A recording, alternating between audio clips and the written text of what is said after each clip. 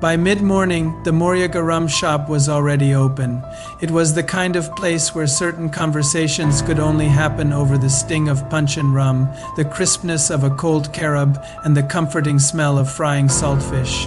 Old man Jules sat at his usual table in the corner, hunched over a chipped enamel cup. Inside was black coffee, strong enough to wake a corpse. His rough, weathered hands trembled just slightly. A detail he'd die before admitting was fear. Not Jules, not the man who bragged about fighting off a jumbie with nothing but a Bible and a bad attitude. But last night had shaken something loose inside him. Most of the village was breathing a sigh of relief. They believed the danger had passed. Salta Sukuyan's skin, the logic went, and the monster dies. Simple, end of story. But Jules had lived long enough to see things that didn't end so neatly, things that didn't follow the neat and tidy rules people wanted them to. The bell above the door clattered, announcing a new arrival. Jules looked up, his old eyes squinting. It was Kamer, his face drawn and pale with exhaustion, but there was something else in his expression, to a shadow Jules recognized all too well. It was dread. "You look like you see a ghost, boy," Jules muttered, his voice a low grumble. Kamer collapsed into the chair opposite him, the wood creaking in protest. "I ain't sleep." Jules nodded slowly. "You ain't supposed to sleep after what you see," he said, his tone matter-of-fact. "But you ain't come here just to drink coffee and tremble with an old man." Kamer swallowed hard, the sound loud in the quiet shop. "Are in here," she screamed. Jules's fingers tightened their grip around his coffee cup. He tell, "You that? Just this morning." Kamer's voice cracked, betraying his attempt at composure. He say, "She call him name."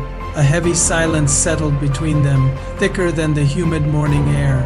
The distance is a love. The saltfish in the kitchen seemed miles away. Finally, Jules let out a long, slow breath. "A Sukuyan don't go out so easy, but she dead. We see the sparks. We see the skin burn up."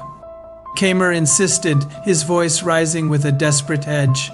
"You see skin burn?" "Yes," Jules agreed, leaning closer across the table. He lowered his voice, making Kamer lean in to hear. "But you ever see a Sukuyan spirit burn?" "Spirits don't burn, boy. Spirit don't have skin." An icy chill crawled up Kamer's spine, despite the heat of the room. "So what you saying? She's still here?" "I saying she leaves something behind," Jules said, his eyes dark with ancient knowledge.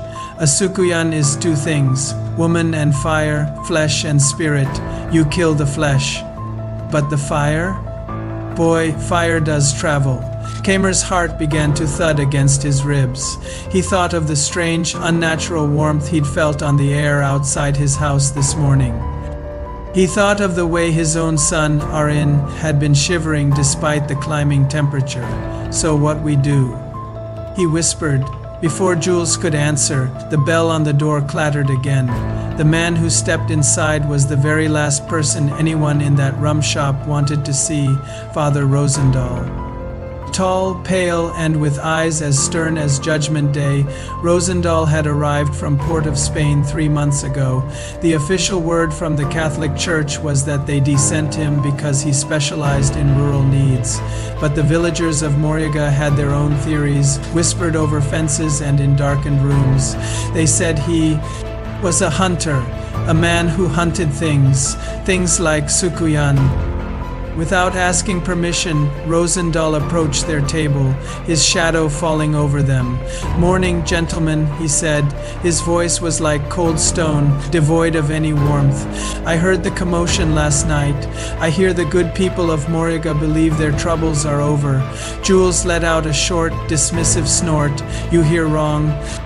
The priest folded his hands together on the tabletop, his long fingers pale against the dark wood.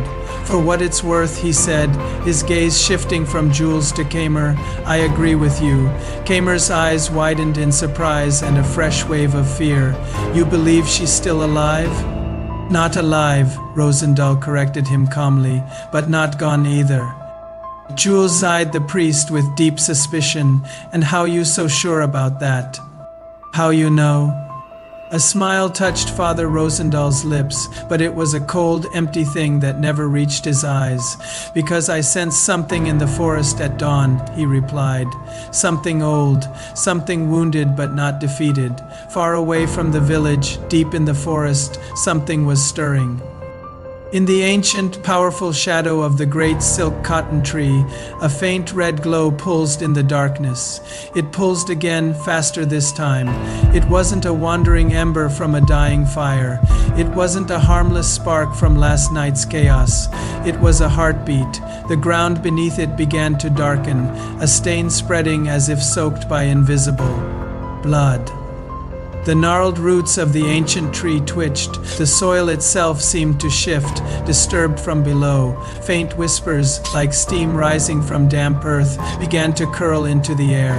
The red glow brightened, then brightened again, feeding on the darkness, on the shadows, on the very memory of the flesh it had once inhabited. It was no longer just a spark. It was a forming thing. A gathering of rage and hunger. A remembering, and it was screaming for what was stolen. It wanted its skin. Thanks for watching. If you're enjoying this story, make sure to hit that subscribe button and turn on notifications so you don't miss the next chapter of the Scarlet Hunger. See you next time.